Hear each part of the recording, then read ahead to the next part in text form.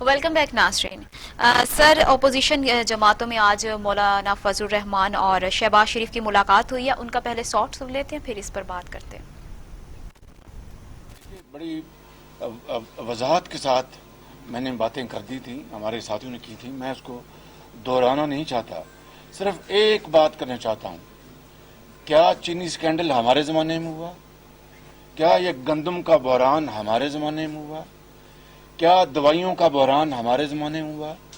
آسمان سے جو دوائیوں کی قیمتیں باتیں کر رہی ہیں, کیا میاں نواز شریف کے زمانے میں ہوا؟ تیل کی قیمتیں جب پوری دنیا میں وہ زمین پہ آ گریں اور پاکستان میں وہ آسمان پر چلی گئیں, کیا یہ ہمارے زمانے میں ہوا؟ کیا جو معیشت جس کی نمو 5.6 آج -0.4 پہ چلی گئی, یہ اس سے اور بڑھ کر ہم قوم کو کیا بتائیں؟ اور پھر وہ 20 گھنٹے کے جو اندھیرے تھے ان کو نواز شریفی کی قیادت میں ہزاروں میگا واٹ بجلی کے سست, بہترین, ایفیشنٹ اور موسٹ پرائس افیکٹو وہ لگا کر چلا دیے, اور انتخابات سے پہلے لوڈ شیڈنگ ختم کی گئی. آج دوبارہ لوڈ شیڈنگ ہے. تو یہ ساری باتیں ہم نے کل بتائی ہیں, اور انشاءاللہ اسی کے تناظر میں آج جو ہم حضرت کے پاس آج ہماری میٹنگ ہوئی ہے وہ مشاورت کے ساتھ انشاءاللہ آئندہ یہ لائحہ عمل آپ کے سامنے آ جائے. جی سر, وہ کہہ رہے ہیں کہ باہمی مشاورت کے بعد آئندہ لائحہ عمل آپ کے سامنے لائیں گے. ہاں, یہ ایک تاثر تھا کہ شاید مسلم لیگ نون سے اور پیپلز پارٹی سے بہت سخت ناراض ہیں مولانا فضل الرحمان صاحب.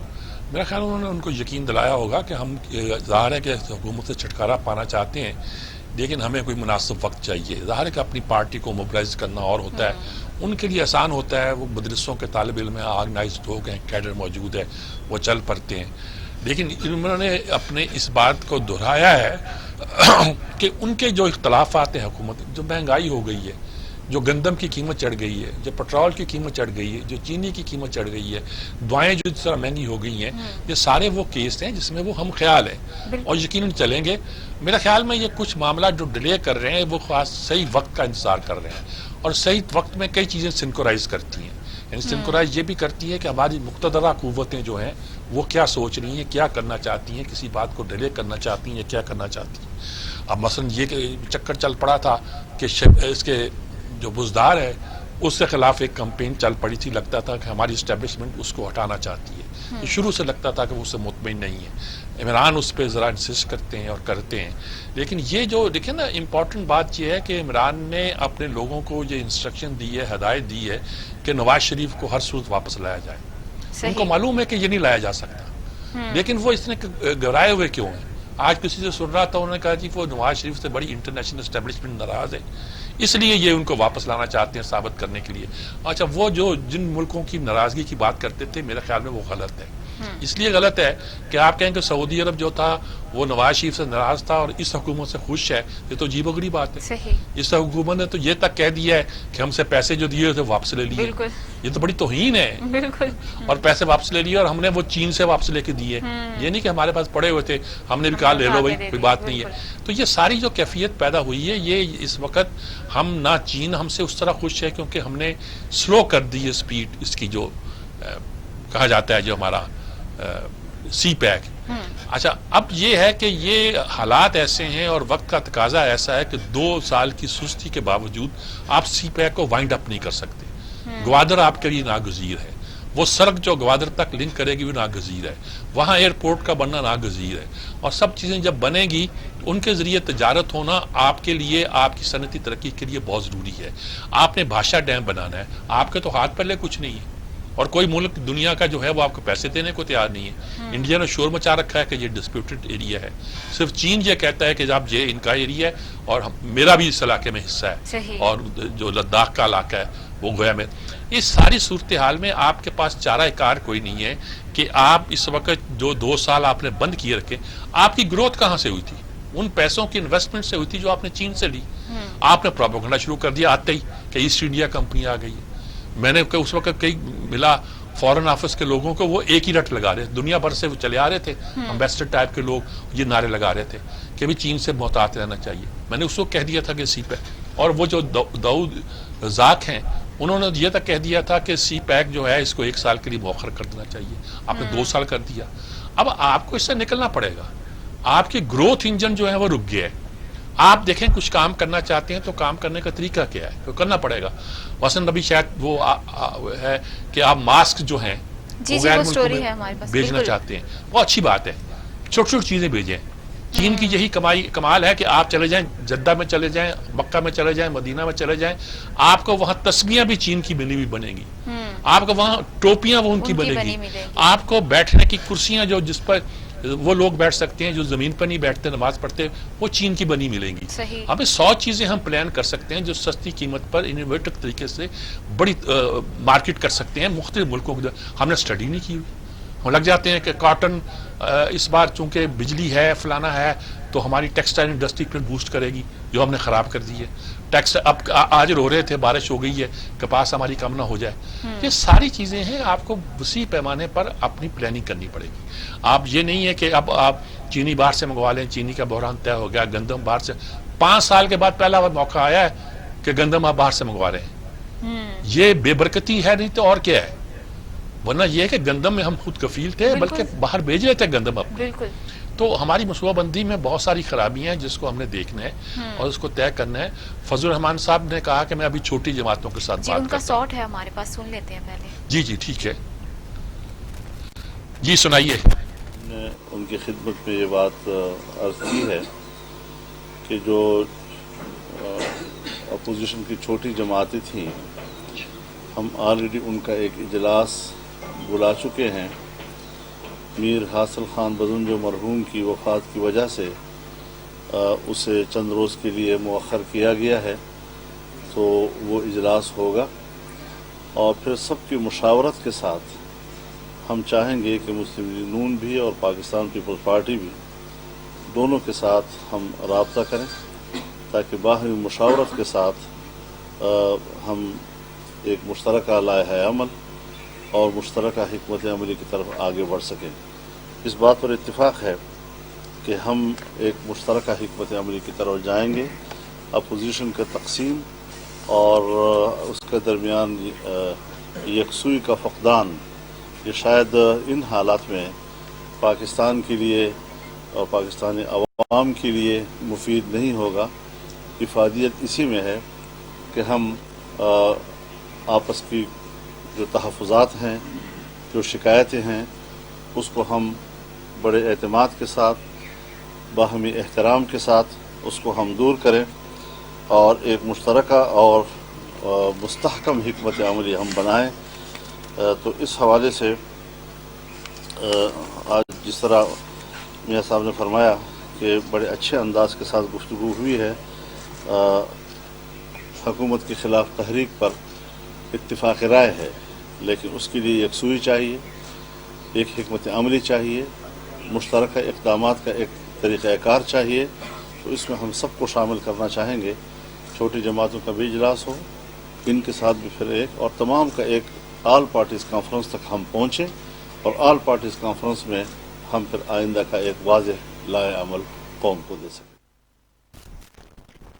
جی 27 اگست کو 10 چھوٹی جماعتوں کا اجلاس طلب کر لیا مولانا فضل. جی ہاں، مولانا نے اجلاس طلب کر لیا اور کر رہے ہیں.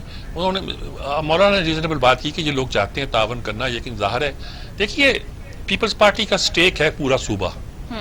مسلم لیگ کا سٹیک ہے کہ ان کے پاس حکومت ہے نہیں ہے، لیکن پنجاب میں ان کا سٹیک ہے. انہوں نے پنجاب کو موبلائز کرنا ہے، لیڈرشپ کرنی ہے. آج بھی اگر نواز شریف آ جائے تو پنجاب تو اٹھ کھڑا ہوگا. صحیح. اور اگر نواز شریف باہر نکل آئے، لیکن ظاہر ہے کہ نواز شریف کا بیماری کی حالت میں باہر نکلنا مشکل ہے، جیل میں جانا اور معاملہ ہوتا ہے. اچھا، اب انہوں نے اچانک کہنا شروع کر دیا ہے کہ یہ جو فیصلہ ہوا تھا غلط ہوا تھا. صحیح. اس فیصلے میں انہوں نے ایک بات اور بھی ڈال دی ہے، وہ یہ کہ غلط فیصلہ ہونے کی وجہ یہ بیان کرتے ہیں کہ وہ محکمہ زراعت نے کہا تھا یا ان سے پوچھیں. اب وہ ایجنسیوں کے نام لے رہے ہیں، گویا ایجنسیوں نے نواز شریف کو بھجوا دیا تھا. ہم تو قائل نہیں تھے، ہم کو دھوکہ دیا گیا. یہ کر کے وہ خود اپنے اسٹیبلشمنٹ کے ساتھ تعلقات کو خراب کر رہے ہیں حکومت کے لوگ. اگر ان کو یہ احساس ہو گیا کہ ایجنسیوں نے یہ کام کیا تھا اور اوپنلی پبلکلی یہ کہہ رہے ہیں تو یہ اپنے لیے کوئی اچھا نہیں کر رہے ہیں.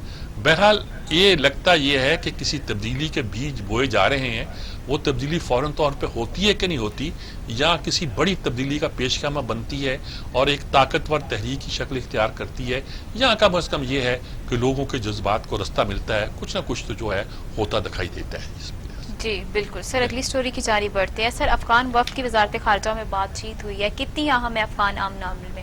دیکھیں، افغان وفد یہ آیا ہے کہ ہم نے جو امریکہ نے جو ہمارے ساتھ تعلقات ٹھیک کی ہے، ٹرمپ بہت گالیاں دیتا تھا ہمیں، پھر اس کو ٹھیک ہوا تو اس کو لگا کہ کوئی تعلقات افغانستان کے ساتھ، افغانوں کے ساتھ ٹھیک نہیں ہو سکتے جب تک پاکستان کی مدد حاصل نہ کی جائے۔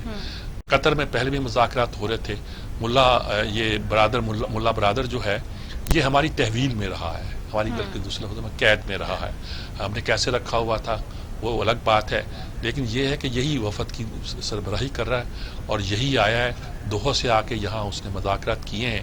کچھ باتیں ہیں کہ ہم چاہتے ہیں کہ قیدی رہا کیے جائیں، کچھ باتیں ہم چاہتے ہیں کہ انٹرنل پیس پیدا ہو، کچھ باتیں ہیں کہ ہم چاہتے ہیں کہ وہاں جو گروپ اکٹھے ہو رہے ہیں ان گروپوں کو طالبان کی حمایت حاصل نہ ہو، ہمارے خلاف جو اکٹھے ہو رہے ہیں۔ تو یہ ساری صورتحال میں ہم کیا مدد کر سکتے ہیں، یا طالبان ہماری کیا مدد کر سکتے ہیں، یا امریکہ کے ساتھ بات چیت میں وہ کہاں جا سکتے ہیں، یا افغان حکومت۔ دیکھیے، افغان حکومت اور انڈیا شاید سیم پیج پہ ہوں گے، لیکن طالبان، امریکہ اور ہم اب سیم پیج پہ آئیں گے تو اس مسئلے کو حل کر سکیں گے، اور اسی کے لیے شاید ہمارے مذاکرات بھی ہو رہے ہیں اور ہم فیسیلیٹیٹ کر رہے ہیں۔ ہم ظاہر ہے کہ ان کو رپورٹ کریں گے امریکہ کو کہ ہو سکتا ہے کہ وہاں کا نمائندہ آئے، یہ ان سے بھی ملے، ان سے بات کریں۔ بہرحال یہ اچھی بریک تھرو ہے اور اس بات کا احساس ہے کہ ہم معاملات کو آگے لے کے بڑھ رہے ہیں۔ جی سر، اگلی سٹوری کی جانب بڑھتے ہیں سر۔ اورنج ٹرین 25 اکتوبر کو شروع کی جا رہی ہے، پنجاب گورنمنٹ نے یہ کہا ہے۔ جی ہاں، بالآخر انہوں نے یہ 2 سال کے بعد یہ طے کیا کہ اورنج ٹرین کو شروع کیا جائے۔ یہ کم از کم اگر شہباز شریف رہتے تو آج سے 1.5 سال پہلے شروع ہو چکی ہوتی۔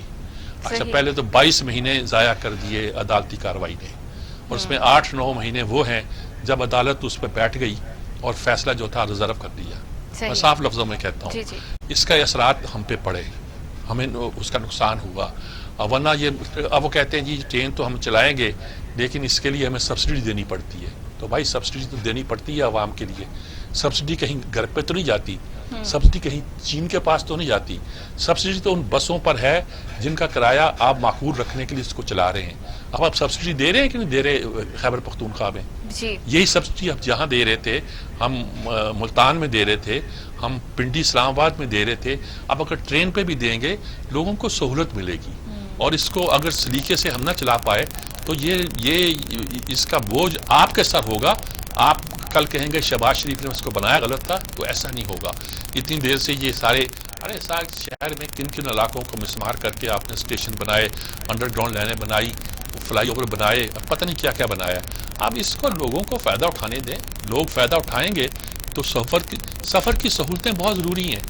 اب آپ لوگ جہازوں میں سفر کرتے ہیں تو 7,500 کا بھی ٹکٹ مل جاتا ہے اور پی آئی کا مل جاتا ہے، اور جبکہ آپ یہاں اب روکا ہوا ہے آپ نے سکھر اور حیدرآباد کے درمیان موٹر وے کو، لیکن اس کے باوجود بھی لوگ جو ہے نا پریفر کرتے ہیں کہ بائی روڈ جائیں، کیونکہ یہاں سے سکھر پہنچنا چند گھنٹے کا کام رہ گیا ہے، اور اگلا حصہ جب مکمل ہو جائے گا تو لوگ شوق کے ساتھ سفر کیا کریں گے۔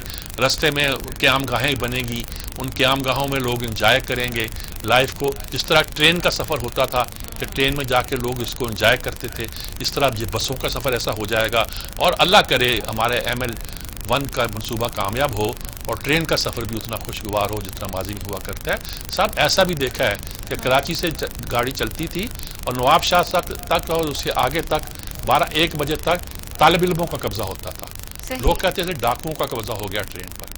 پھر بہرحال وہ ساری صورتحال بدلی اور ٹھیک ہوئی۔ اسٹیٹ ہوتی ہے، اسٹیٹ کی بڑی طاقت ہوتی ہے، یہ چھوٹی موٹی دہشت گرد قوتیں جو ہوتی ہیں جو اس کو بدل نہیں سکتی، تو اللہ کرے کہ جس کو بہتر طور پر آگے چلے۔ انشاءاللہ۔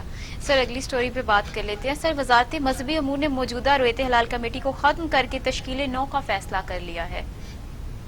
اصل میں ایک تو ایک بڑا پھڈا چل رہا تھا، لیکن ساتھ انہوں نے یہ بھی فیصلہ کیا ہے کہ جو خود چاند کے اناؤنسمنٹ کرے گا اس کو قید اور جرمانے کی سزا دی جائے۔ جی بالکل، وہ پوپلز یہی سب جو کرتے ہیں، تو وہ ان کی چونکہ اب لگ گئی تھی کہ مخالفت منیب الرحمان سے، اور فواد چودھری نے پھڈا ڈالا ہوا تھا، اس لیے وہ چاہتے ہیں کہ چیئرمین اور دوسرے لوگ جو ہٹا دیے جائیں۔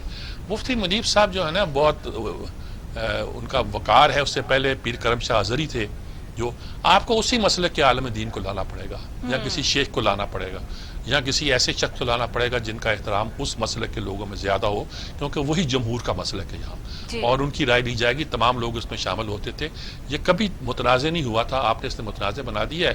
لے آئیں دوسرے شخص کو. مفتی صاحب اس کے عہدے کے بغیر بھی اپنی ایک حیثیت اور عظمت رکھتے ہیں, وہ دوسرا کام کر لیں گے. لیکن یہ اگر آپ سوچتے ہیں کہ کوئی پوپل زئی اعلان کر دے گا یا کوئی فواد چودھری اعلان کر دے گا, تو وہ صاحب صرف سزا آپ پوپل زئی کو نہیں دیں گے, فواد چودھری کو بھی دیں گے. سائنس کے نام پہ آپ اس کو بخشیں گے نہیں. اس نے بڑی کنفیوژن کریٹ کی ہے, اور سچی بات تو یہی ہے. تو یہ اگر بدلتا ہے تو بدلتا, کوئی حرج نہیں اس کا. جی سر, یہاں پہ بریک لینی ہے مجھے. بریک سے آنے کے بعد پروگرام میں شامل کرتے ہیں کہ کمشنر کراچی کو سیکرٹری بلدیات لگا دیا گیا ہے. اس پر سجاد میر صاحب سے تفصیلی بات کرتے ہیں, لیکن اس بریک کے بعد.